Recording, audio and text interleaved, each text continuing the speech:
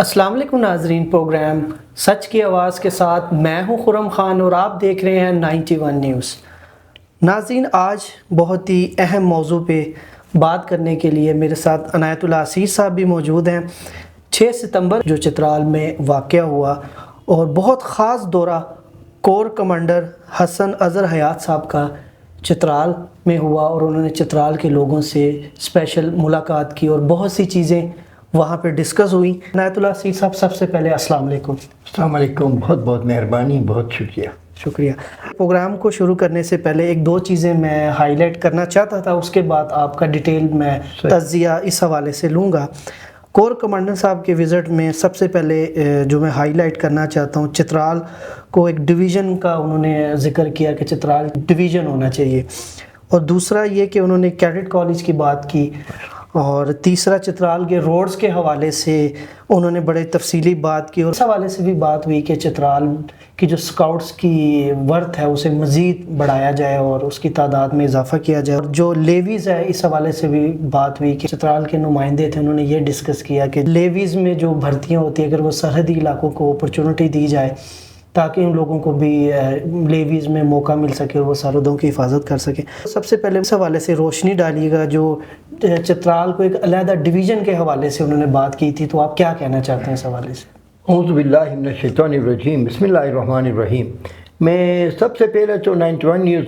سچ کی آواز جو چترال کے قومی چینل کے طور پر اپنے آپ کو متعارف کرتے ہوئے آگے بڑھ رہا ہے، میں تو آپ کو اور آپ کے پورے ٹیم کا پہلے شکریہ ادا کرتا ہوں۔ وہ اس لیے کہ انتہائی قومی معتبر چینل سے سارے دن دروش پر قبضہ ہو گیا، چترال پر حملہ جاری ہے، اور ایک کسی کمبخت نے کوئی اس طرح کی غلط کلپ بھی چلائی تھی۔ بر وقت ودن 1 آور چترال کے قومی چینل نے، سچ کی آواز نے، 91 نیوز نے اس کو اوپن کر کے بازاروں میں انٹرویو کر کے دکھایا کہ چترال یا دروش میں کہیں بھی کوئی جنگی حملہ نہیں ہے، کوئی فسادات نہیں ہے، کوئی اس پر جنگ مسلط نہیں ہوئی، کسی نے کوئی چیز قبضہ نہیں کی۔ یہ تو سرحدات نے کہیں جا کے کوئی 60-70 کلومیٹر دور نورستان کے سرحد پہ یہ ارسون میں اور یہ استوئی میں کئی 2 واقعات ہوئے تو ہوتے رہتے ہیں۔ 91 نیوز کو میں سلام پیش کرتا ہوں۔ یقیناً قومی چینل کے طور بر وقت آپ لوگوں نے اس کو ہائی لائٹ جلد از جلد آن ایئر کیا تاکہ وہ لوگ، یہ پریشانی پورے دنیا میں جو ہر چترالی کے دل میں ایک خلیص سی پیدا ہو گئی تھی، اس کو ختم کرنے کا آپ کا شکریہ۔ اور اس کے ساتھ ساتھ کور کمانڈر 11 کور قابل احترام لیفٹیننٹ حسن اظہر حیات جو اس بھی بر وقت آیا، اس کے بر وقت آنے کا انتہائی پورے چترال کے باشندوں کی طرف سے، اپر چترال، لوور چترال کے بڑے بڑے معززین تشریف لائے تھے۔ میں خود اس محفل میں تھا۔ بر وقت چترال آنے کے لیے میں کور کمانڈر 11 کور اور IGFC صاحب اور چیف سیکرٹری صاحب کا انتہائی شکریہ ادا کرتا ہوں، جو پورے ملکن ڈویژن کے کمشنر صاحب کو لے کے، آئی جی صاحب کو لے کے، اور خود اپنے ٹیم کے ہمارے جو IGFC ہے اس کو لے کے تشریف لایا، چیف سیکرٹری صاحب کو لے آیا، اور بہت بڑا جرگہ، کوئی 1000 آدمی موجود تھے، ان کے سامنے پورے سچویشن رکھا اور یہ اعتماد چترالیوں کو پہنچایا کہ ہم ابھی آگاہ ہیں، ہمارے سروں میں کوئی ایک قدم آگے نہیں آ سکتا، ہم ان کے ادھر دیکھنے سے پہلے ان کی آنکھیں پھیر دیں گے، اور یہ کر کے آیا تھا۔ اسی لیے ایک تو یہ ہے، دوسری بات یہ، ہمارے جو 4-5 جوان شہید ہوئے، میں ان شہداء کو سلام پیش کرتا ہوں۔ یقیناً اس مٹی کے لیے جان دینے کا قسم کھا کے ہمارے جوان جاتے ہیں، اور پاکستان پر قربان ہونے کو چترال کا ہر جوان، چاہے اسکاؤٹ کا سپاہی ہے، چاہے پولیس کا ہے، چاہے بارڈر پولیس ہے، چاہے ویسے بھی ایک نوجوان ہے، چترال کا ہر جوان پاکستان پر اپنا جان نچھاور کرنے کو اپنے لیے فخر سمجھتا ہے۔ ہمارے کور کمانڈر صاحب تشریف لائے، انہوں نے جو باتیں کی نا وہ بھی بہت ہی حوصلہ افزا تھی۔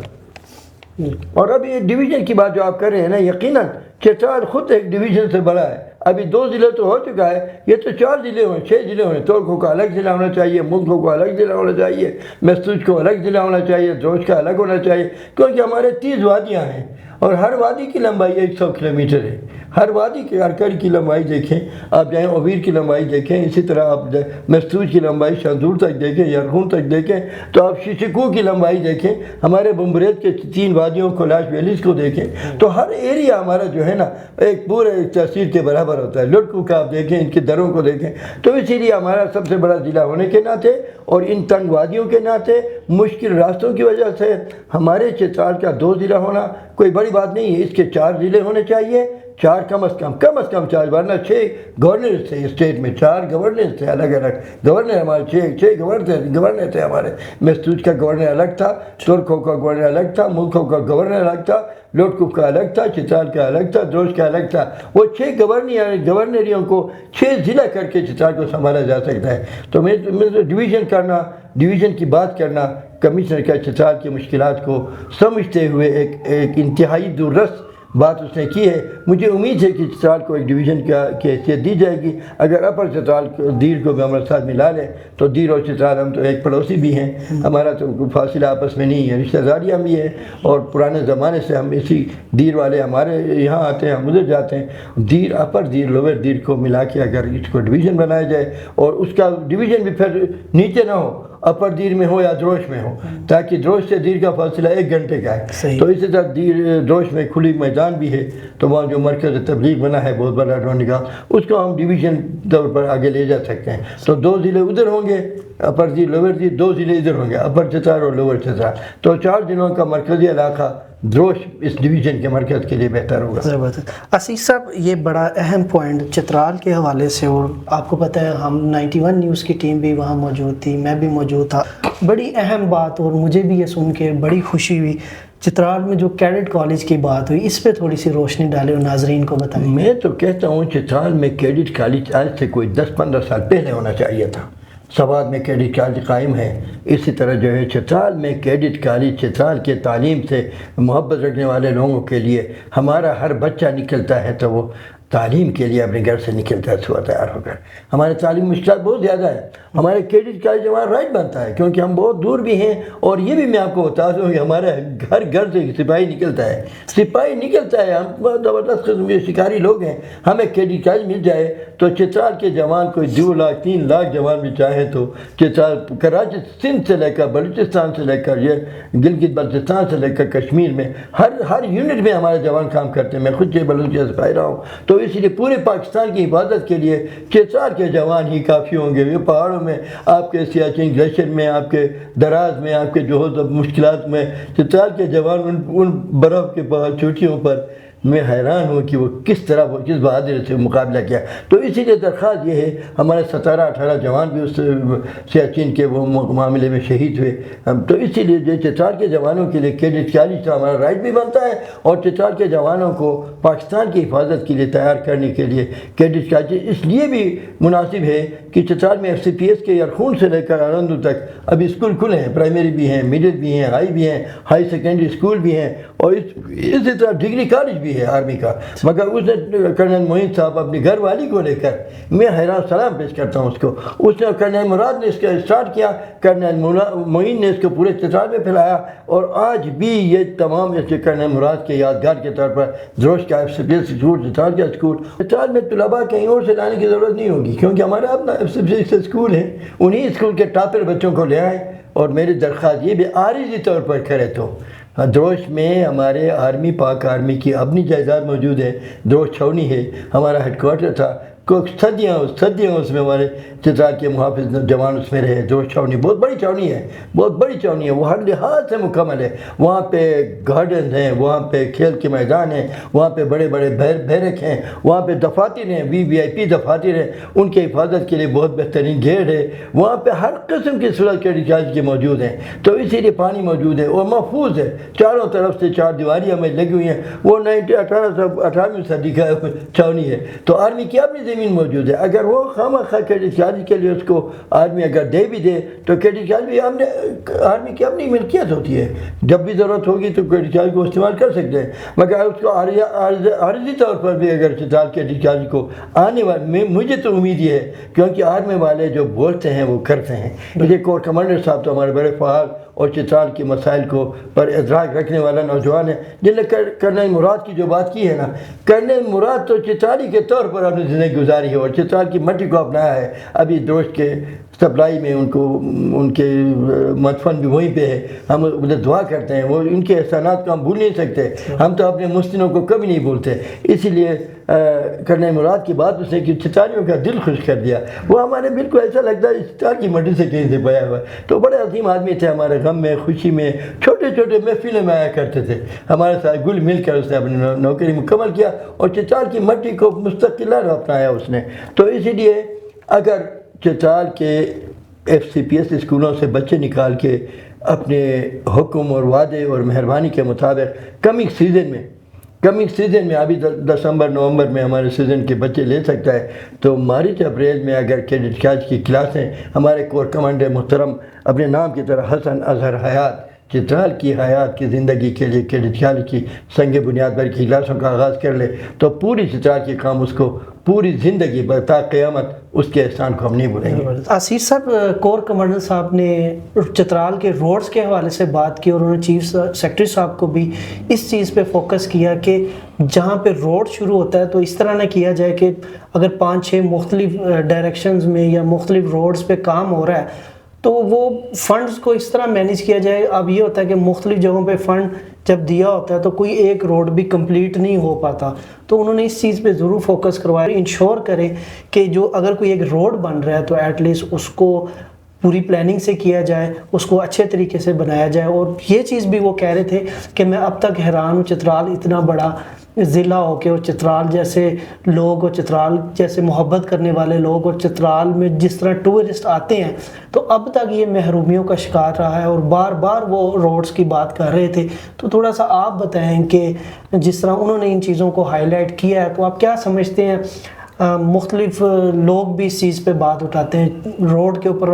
کئی دفعہ میں نے بھی دیکھا سی ڈی ایم والوں نے بھی اس چیز کے اوپر بڑا زور دیا، آپ ان کے ممبر بھی ہیں، تو بالکل ان کی بات کی طرح کہ چترال کو کیوں محرومیوں کا شکار رکھا گیا اور جس طرح انہوں نے فوکس کروایا ہے کہ جی اب روڈز کو بہترین طریقے سے بنایا جائے۔ پھر انہوں نے یہ بھی بات کی تھی کہ اس چیز کے حوالے سے آپ ایک کمیٹی بنائیں کمانڈنٹ چترال کے ساتھ مل کے، تاکہ ان روڈز کی چترال کی ترقی کے لیے سب لوگ مل کے، چترال کے لوگ آپس میں مل کے کمانڈنٹ صاحب کے ساتھ چترال کی ترقی میں اہم کردار ادا کر سکیں۔ اس پہ تھوڑی سی روشنی ڈالیں۔ بس آپ کی بہت بڑی مہربانی۔ یقیناً چترال کے لوگ روڈ ہی کو اپنی موت اور زندگی کا مسئلہ سمجھتے ہیں، کیونکہ چترال اگر لوری ٹاپ کے چترال کی طرف داخل ہو جائیں تو آپ کو ایسا لگتا ہے کہ کسی اور ملک میں ہم گئے ہیں، کیا ہمارا کچا دیر سائڈ پہ پکا، چترال سائڈ پہ کچا۔ حیران ہوں گے 9 10 12 13 سال سے یہ حالت ہمارے ساتھ ہے۔ اس سے آگے آئے تو یقیناً لمبی بات ہم نہیں کرتے، چترال ڈیولپمنٹ موومنٹ جو آپ نے بنایا ہے تو وہ ایک سول سوسائٹی تنظیم ہے، وہ سیاست سے بالاتر ہے، مسلکی تعصبات سے بالاتر ہے، علاقائی تعصبات اور نسلی تعصبات سے بالاتر ہے۔ چترال کے روڈ ہی کو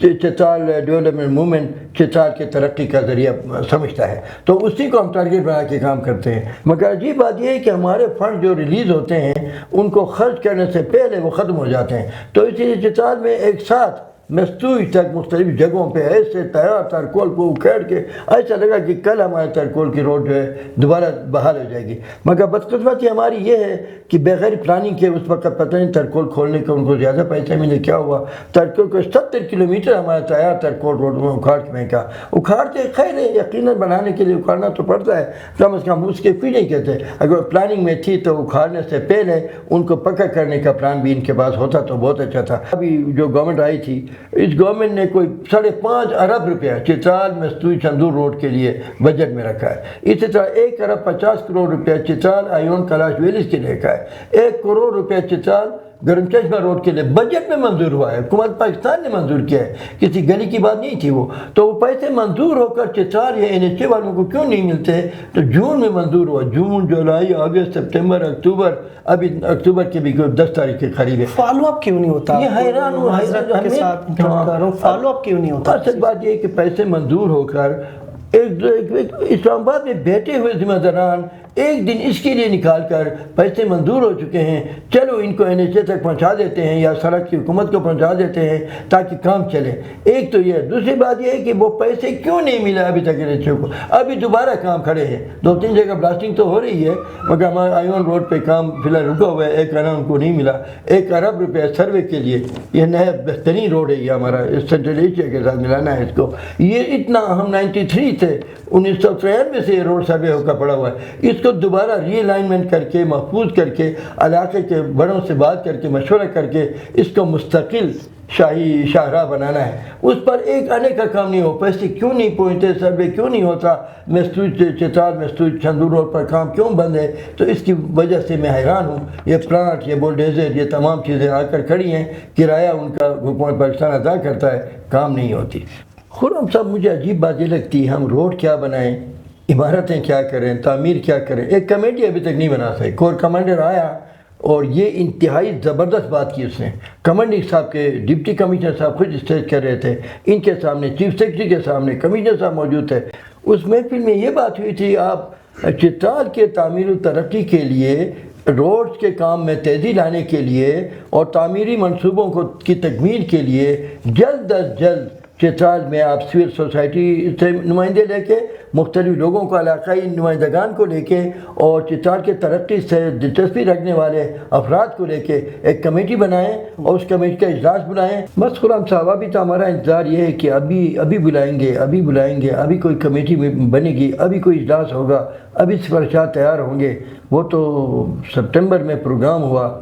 تو ہم سفارشات کب تیار کریں گے، ہم پشاور کب جائیں گے، پھر کور کمانڈر صاحب، ہمیں وزیر اعلیٰ صاحب اور گورنر صاحب سے ملاقات ہماری ہونی ہے۔ تو اتنے پروسیس تب ہوتی ہے جب کوئی بنیاد عمارت کی بنے۔ بنیاد عمارت تب بنے گی جب یہاں پہ کوئی تعمیری کمیٹی کور کمانڈر صاحب کی ہدایت کے مطابق، چیف سیکرٹری کی ہدایت کے مطابق، ڈپٹی کمشنر صاحب اور ہمارے کمانڈنگ صاحب، ہمارے SP صاحب، ہمارے جو سبورڈنٹ پولیس ہیں، یہ مل کر کوئی ایسے لوگوں کی جو کام کے لوگ ہیں، ان کو سیاسی مقاصد نہ ہوں، اپنے کوئی اس طرح کے اغراض و مقاصد سے بالا تر صرف تعمیری لوگوں کو منتخب کریں، پوچھیں اور ان کو بلا کے سفارشات تیار کر کے پشاور کے کوئی ڈیلیگیشن بھیجیں تاکہ وہاں جا کے ہم اس چیز کو آگے بڑھائیں۔ وزیر اعلیٰ صاحب اس پر غور کریں، گورنر صاحب کے کرنے کے کام وہ کریں تاکہ چترال میں تعمیری کام کور کمانڈر کی ہدایت کے مطابق اس پر کوئی سرعت، کوئی تیزی آ جائے۔ ایک چیز میں ضرور پروگرام میں ہائی لائٹ کرنا چاہوں گا، سیکیورٹی پوائنٹ آف ویو سے ہم اپنے چترال پولیس، KP پولیس اور ہمارے چترال پولیس کے کردار کو ہم نہیں بلا سکتے۔ جس طرح بہترین انداز سے جو ہمارے، اگر میں چترال پولیس کی بات کروں، جس طرح ہمارے یہاں پولیس نے مینیج کیا ہوا ہے ہر لحاظ سے، بہت پرامن، بہت زبردست، ہم اپنے پولیس کے کردار کو بھول بھی نہیں سکتے۔ اور کمانڈر صاحب نے بھی خراج تحسین پیش کیا اور میں بھی اپنی چترال پولیس کو خراج تحسین پیش کرنا چاہتا ہوں۔ اور دوسرا لیویز کے حوالے سے بھی آپ اپنے تھوڑا سا وہاں پہ بھی ڈسکس ہوا، اس پہ بھی تھوڑی روشنی ڈالی گئی۔ پہلے ذرا چترال پولیس کے حوالے سے اگر آپ تھوڑی بات بس محترم خرم بھائی، یہ تو یقیناً چترال پولیس بلکہ KP پولیس مستقل محاذ پر ہے، کئی سالوں سے ہے۔ یہ کب ہمارے حالات درست ہوتے ہیں اللہ رحم کرے۔ ہمارے آرمی کے جوان لگے ہوئے ہیں، ابھی بھی شب و روز ان کی شہادت کی خبریں ہم سنتے رہتے ہیں۔ یہ تمام کوششیں پاکستان میں مکمل امن قائم کرنے کے لیے ہیں، مگر چترال پولیس اس کا رائٹ ہینڈ ہے۔ چترال پولیس تو رات دن محاذ پہ ہے، کیونکہ آپ نے دیکھا ہمارے معاملات آپ دیکھ رہے ہیں، تو چترال پولیس کی تعداد، چترال اسکاؤٹس کی تعداد بڑھانے کے ساتھ ساتھ چترال پولیس کی تعداد بڑھانے کی سخت ضرورت ہے، کیونکہ ہمارے 2 ضلع بھی ہو چکے ہیں، جیسے میں نے بتا دیا، تھانے بھی زیادہ ہو چکے ہیں، ڈپارٹمنٹ بھی زیادہ ہو چکے ہیں، کام بھی زیادہ ہو رہے ہیں، تو راستے بھی نہیں ہیں۔ تو یہ پولیس کو ہر تحصیل میں، ہر یونین کونسل میں، ہر VC میں، ہر ہمارے جو بڑے چھوٹے آتے ہیں نیچے سے، ان کے ساتھ ایز اے حفاظت کے لیے گھومنا پھرنا پڑتا ہے۔ ہمارے کلاش ویلیز میں، ہمارے گرم چشمے میں، سیار خون کے دربان میں، ارکری میں، ارندو میں، دمیل میں، ہر جگہ ارسون میں۔